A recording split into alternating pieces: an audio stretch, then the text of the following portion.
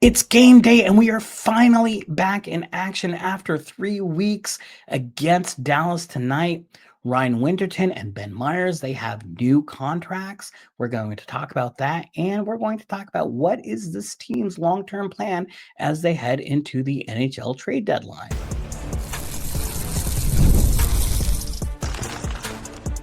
You are Locked On Kraken, your daily podcast on the Seattle Kraken, part of the Locked On Podcast Network, your team every day. Hello, I'm Zane Begg with Davy Jones Locker Room, where we cover the Seattle Torrent and the Seattle Kraken, and welcome to Locked On Kraken, part of the Locked On Podcast Network, now the #1 sports podcast network. Glenn is on assignment today. He will join me again tomorrow, but today we're going to do a little bit of solo show. So I find the stuff around this game tonight against Dallas to be pretty interesting. The thing that everyone is talking about in the hockey world is the phone call by the president to the U.S. men's Olympic team after winning gold, where he made a joke about the women's team that was condescending, and then the men laughed. The president then invited the men to the White House and the State of the Union. This was yesterday, both the White House visit and the State of the Union address. And they accepted, but not everyone went. There were 5 players who didn't go. Kyle Connor of the Jets, Brock Nelson of the Avalanche, Jake Guentzel of the Lightning, Jackson Lacombe of the Ducks, and Dallas goalie Jake Ottinger. It's also worth noting that of those 5 players, 4 of them are from Minnesota, either having been born there or spent formative years in their youth there, where there's been a brutal crackdown by ICE where civilians have been murdered. Just a horrible situation. And I don't think it's a coincidence that they're from Minnesota, because how can you go back to your community that's been so terrorized by this president and his administration? He won't start. Ottinger won't start tonight. That is according to Glenn Gulutzan, the Dallas head coach. Casey DeSmith will start, and that's a pretty big deal. We'll talk about that in a moment. Mikko Rantanen, Dallas's best forward, he will not play after sustaining an injury in the Olympics. He is one of 800 Finnish players from the Olympics in this game, so it seems. So we have Eli Tolvanen and Kaapo Kakko, but then Miro Heiskanen and Esa Lindell, Dallas's top pairing, was also Finland's top pairing. Roope Hintz also played for Team Finland and Dallas. And then Mikko Rantanen, who is not playing.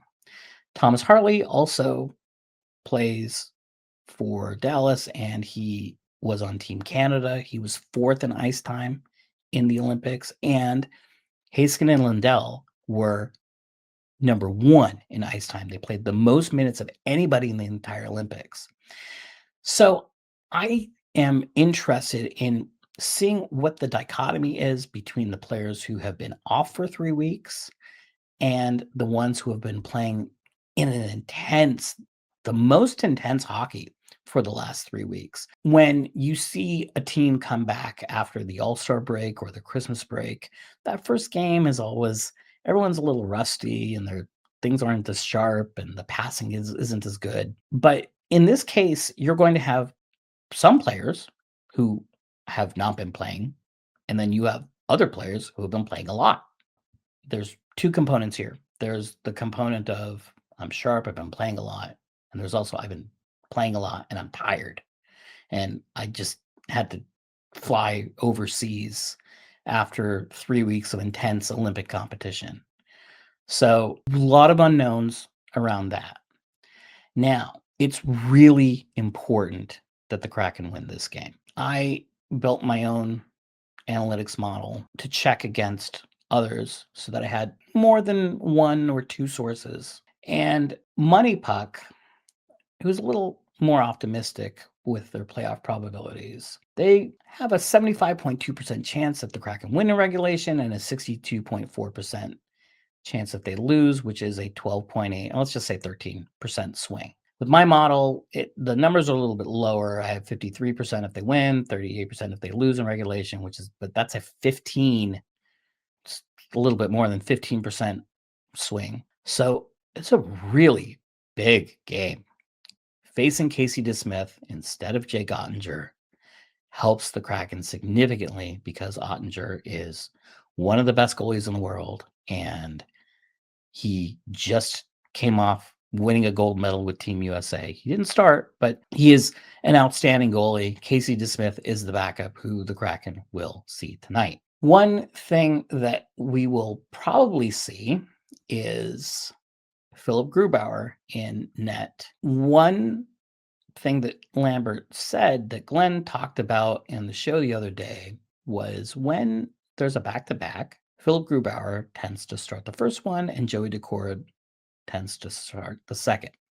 And the reason for that is that because Joey is such a good puck handler, he's, I think, the best puck handling goalie in all the NHL. When the team is tired because they just played the previous day, it's a little harder to get up the ice in transition. It's a little harder to establish a forecheck. And if your goalie can move the puck up the ice to aid in those efforts a little bit, it helps. It creates more offense in a situation where the team is going to be generating less offense because they're tired. And that attention to detail is so Lane Lamberty. When we had our first training camp practice, both Jordan Eberle and Matty Beniers, the first availability they had, they both said, like, wow, Lane Lambert's attention to detail is really outstanding. And especially the first few weeks, the things we heard from the players was that they were being coached on the details and that they were prepared and knew what to do in all situations. I think this was a little bit of shade at Dan Bylsma, who was maybe a little fast and loose with the details. Lane Lambert isn't that way. I mean, he talks about rest to work ratio. He often talks about pre-scouting. Now, you might think, well, of course, he's an NHL coach. Who doesn't pay attention to details? That's their job. Let me tell you, you might be surprised at how fast and loose some of these coaches are with these things. I used to run a professional NFL betting team, and one of our biggest edges was finding coaches, especially offensive coordinators, who just didn't pay attention to the details. For example, in play action, the offensive linemen would not fake a run block. They would just go drop back in their pass sets. And then the linebackers and safeties can see that on film and they say, okay, well, if they're not going to run block or pretend to run block, then we know the play action is play action. And so then they don't come up to play the run. So you don't get the benefit of play action, which is that the safeties and linebackers are close to the line of scrimmage, and so you can now throw over the top of them or complete deeper passes. But you get the drawback because the play takes longer to execute, and now your pass rush is more effective, which creates more sacks and turnovers. And it's just one little detail is that fake the run block before going into your pass set on play action. But because they don't do that, everything else cascades into failed plays. Football is the example I'm using because it's a lot more granular than hockey. I would love to pull out some film and show you. Unfortunately, due to rights issues, we can't show you film. Maybe someday we could do it with like a whiteboard or some dots or something. I'm not sure, but I would love to figure that out. The point being is that Lane Lambert isn't your typical coach. And I have observed over and over again this season how detailed he is. It's something the players have said. It's something that I've noticed. It's something other people in the media have noticed. And I'm really, really impressed with Lane Lambert. So coming up next, the Kraken will be playing the Stars, and they will have 2 new contracts on 2 players who Lane Lambert probably loves because they are very detail oriented.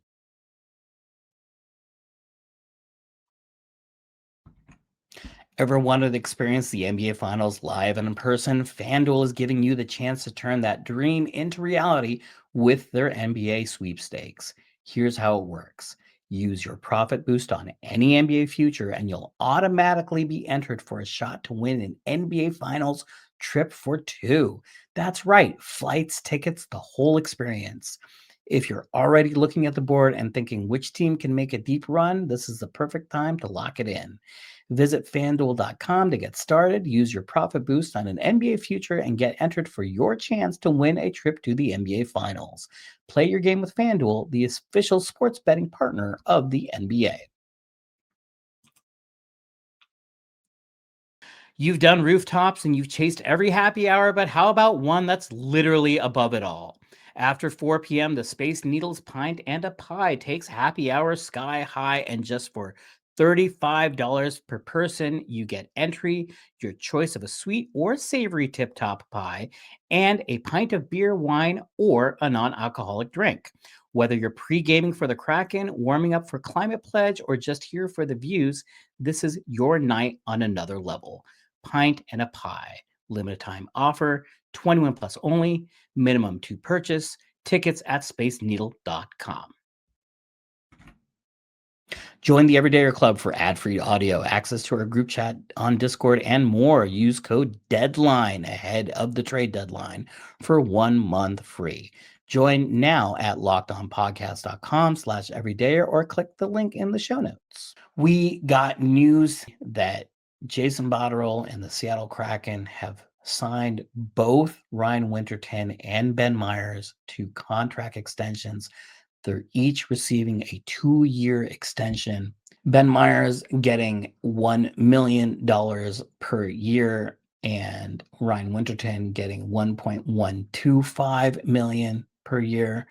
So this stabilizes the roster somewhat. And I find the contrast between the two players pretty interesting. Ryan Winterton was such a surprise this year. Just him getting to the NHL felt like a miracle. He missed the entire 2020 season because the season was canceled because of COVID. And then he was drafted anyway in the 3rd round, but it's a 3rd round pick is by no means a lock to make it to the NHL. In fact, probably not a favorite. He hurts his shoulder. He has a real bad shoulder injury, and his choices are surgery or he can rehab. And so he worked with Kraken sports performance consultant Gary Roberts to rehab the shoulder. He gets stronger. He gets faster. We saw a little bit of him last year, and it was like, oh man, okay, yes, he's got some moves. He can do some stuff. This year, he really leveled up. I don't think anybody was expecting Ryan Winterton to be as good as he has been. I thought he was going to be kind of like a Jacob Melanson or Ty Karche type, in and out of the lineup, but he has been such a mainstay. The forechecking, back checking, as the expression goes, forecheck, back check, paycheck. And that is what he has been doing. He can fill in for Jaden Schwartz if and when Jaden Schwartz leaves. I think that is probably his role. We talked about this on yesterday's show, that Jaden Schwartz probably is not going to be on this team next year. Glenn said his spidey sense that. I also have the same spidey sense. I don't know if our spidey sense is coming from the same sources, but I am picking up some stuff about Jaden Schwartz that indicates that he would just like to try someplace else. So if that happens, you're going to need a new Jaden Schwartz. And Ryan Winterton is that guy. Ben Meyers, on the other hand, is a veteran. He's a free agent. He has been around the league. He's played a handful of NHL games. And now he's seemed to have found a home in Seattle and seemed to have found a role in Seattle. I think he is someone who had a different profile as he was heading into this league, and he wasn't the player that people thought he was going to be, but he morphed his game into something useful. He was a finalist for the Hobie Baker Award, which is the award that goes to the NCAA's best player, essentially the Heisman for hockey. And your people have won the Hobie Baker Award are people like Macklin Celebrini and Jack Eichel and Johnny Gaudreau and Cale Makar. So there's some pedigree there, but he wasn't the dynamic offensive superstar that any of those players are, or I guess were. Rest in peace, Johnny Gaudreau. But what he can do is he is very smart, and his biggest strength is in transition on the breakouts, especially getting the puck through the neutral zone. And that is one of the reasons why the fourth line has been so good this year is when Ben Meyers is centering the line, those zone entries are way better than you would expect from a normal fourth line. He's really skilled at that. And that helps then establish forecheck, and then you get to generate offense off the cycle and all of the good stuff that we have seen from the Kraken fourth line. And a lot of that starts with Ben Meyers in transition. He's a good, responsible player. He's got a high compete level. He's exactly the kind of coach, or exactly the kind of player that a coach would love, especially a defensively minded head coach like Lane Lambert. And at $1 million a year, it's a pretty good bargain. These were a couple of really nice contracts by Jason Botterill, and there have been some pretty poor contracts on this roster, but these are real nice, good value deals. So they're on the team. They're on the team long term now, or at least 2 more years. What this does is it provides some roster clarity, because now Winterton and Meyers are in your long-term plans. So we're going to talk about that next, about what that means for the Kraken as they head into the trade deadline. Workplace chaos, deadline stacking up, inbox overflowing, and the one position you have to fill is still sitting open. When the pressure's on and you need the right hire, this is a job for sponsored jobs. Indeed, sponsored jobs helps you reach the people who actually fit what you're looking for with skills, experience, and location, so you're not just hoping the right candidate stumbles across your post. Spend less time searching and more time actually interviewing candidates who check all your boxes. That gives you less stress, less time, but with more results. When you need the right person to cut through the chaos, this is a job for Indeed sponsored jobs. Listeners of the show will get a $75 sponsored job credit to help get your job the premium status it deserves at Indeed.com/podcast. Just go to Indeed.com/podcast right now and support our show by saying you heard about Indeed on this podcast. Indeed.com/podcast. Terms and conditions apply. Need to hire? This is a job for Indeed sponsored jobs.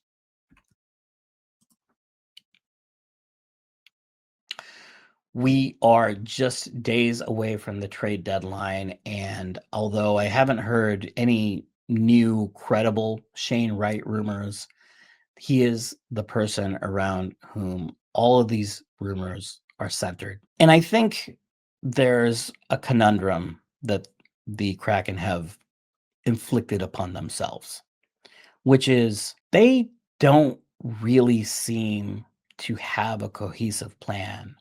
Or rather, they had a plan, or seemed to have a plan, and it was a good plan. And then they abruptly deviated from that plan.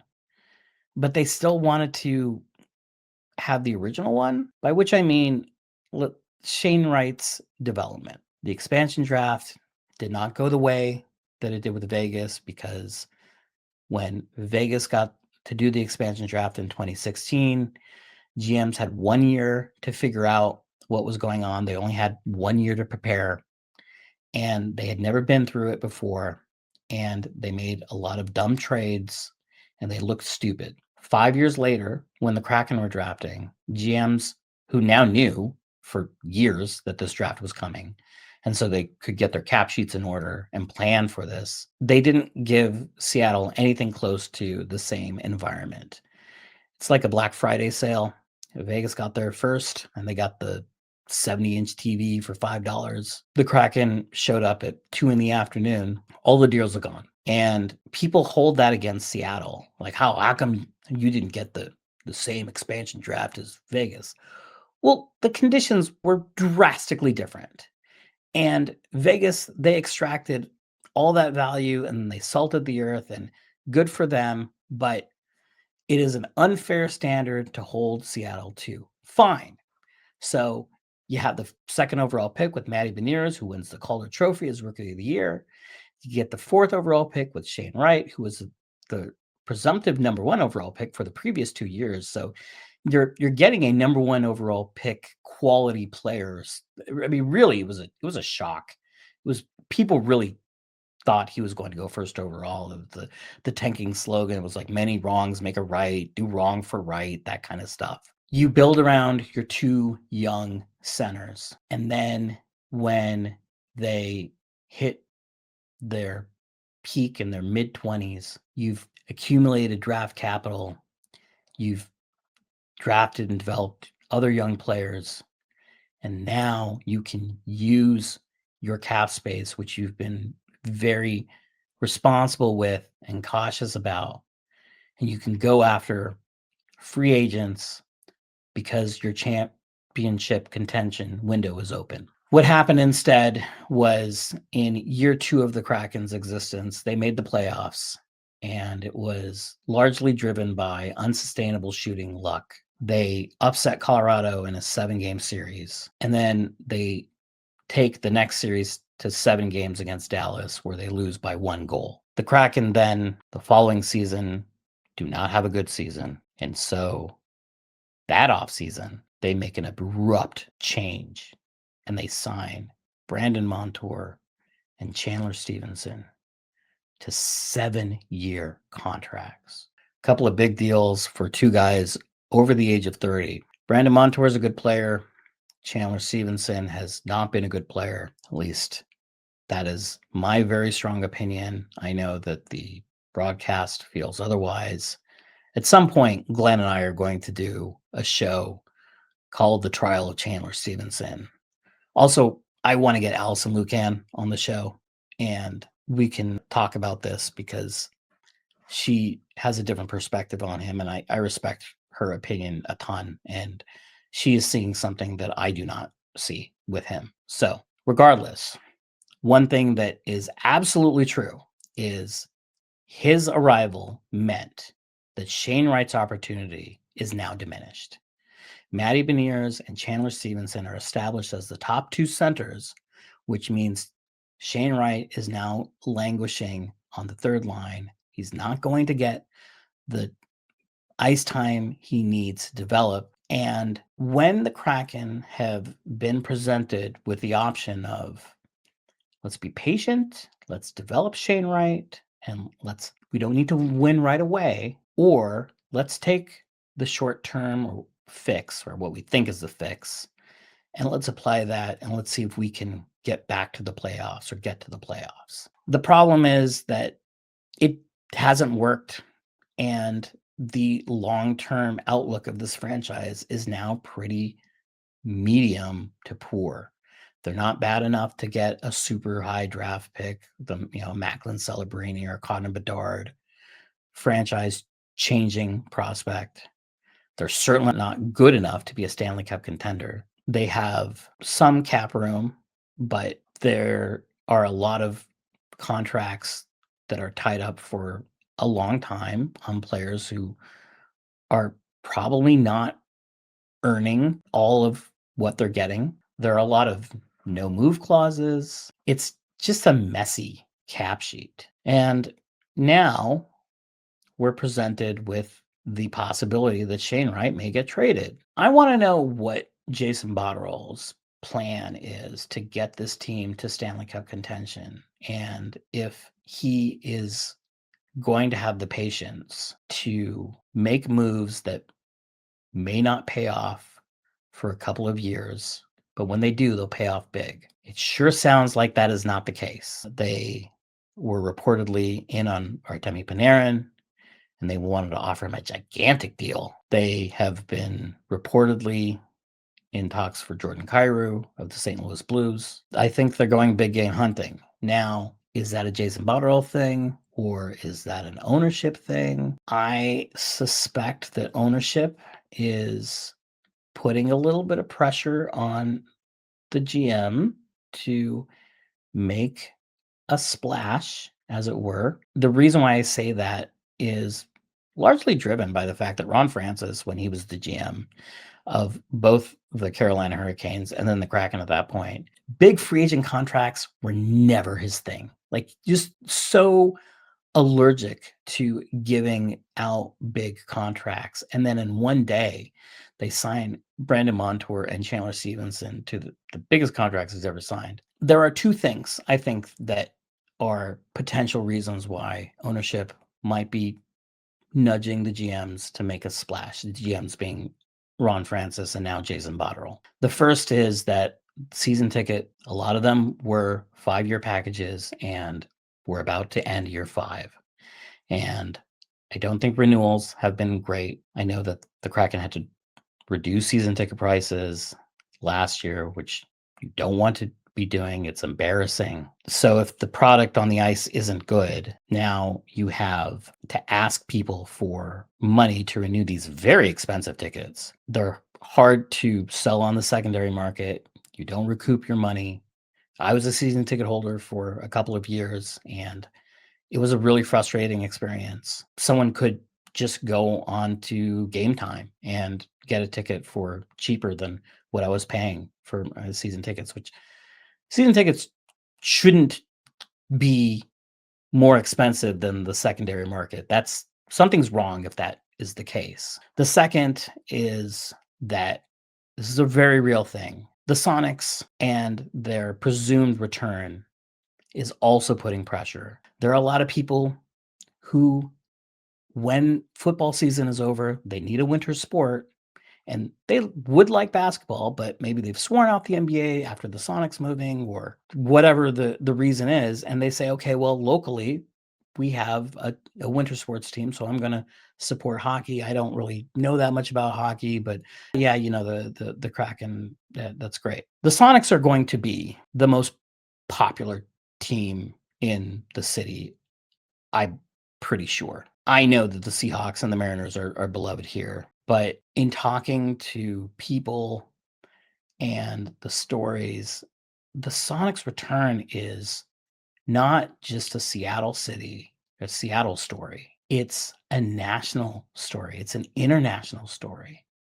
The maelstrom of passion that is bubbling under the surface for this basketball team, it's hard to see if you're not looking for it, but boy, howdy is it there in a way that hockey isn't. If and when that surfaces, the Sonics are going to take over this city, especially in the winter. What does that do for all of those people who are not hockey enthusiasts by nature? And I mean, 82 games is a lot of games. So you tend to maybe only follow one during the winter sports. If the Kraken aren't good, then they're going to get buried. And I think ownership is really feeling that.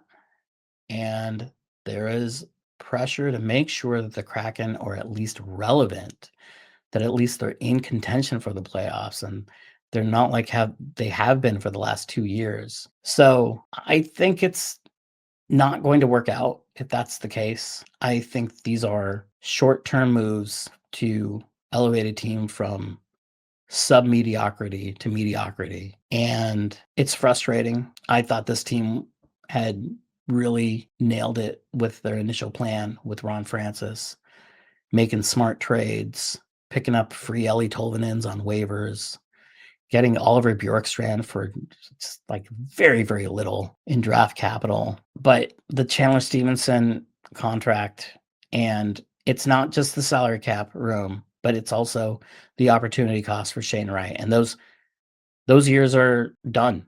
They've happened. You can't get those years back. Shane Wright has lost the last 2 years of development opportunity by not being one of the 2 centers on the team, one of the 2 primary centers. So I hope that Jason Botterill has a good, strong, long-term plan. The Kraken have a lot of draft capital. Their prospect system is good. There's some stuff to like there. But overall, I don't know what the team is trying to do in the short term, except not have the realization or the self-awareness to know that this team is not close to being a cup contender or honestly, even a perennial playoff team. The numbers are not particularly sustainable. Might be fine this year, but we'll talk about this in a future episode, I'm sure. Fundamentally, I think this team is just not good enough to be a perennial playoff team. So that's all I got. Thank you for tuning in to Locked On Kraken. We'll be back tomorrow. We'll talk about tonight's Dallas game and maybe talk about tomorrow's St. Louis game. Make sure you subscribe and follow Locked On Kraken so you get all the latest episodes. You can follow us at Davy Jones LR on all social media platforms or at DavyJonesLockerroom.com, where we do print coverage of the Seattle Torrent and the Seattle Kraken. If you never miss an episode, the Everydayer Club is built for you. Get Locked On Kraken ad-free, plus members-only Discord access, and more. For those of you on video, we send you to the first ever 24/7 National Locked On Podcast Network YouTube channel. On audio, make sure this is one of your 2 daily listens. For Davy Jones Locker Room, I'm Zane Begg. And I'm Glenn Dreyfus. Thank you, Glenn. And we'll see you tomorrow.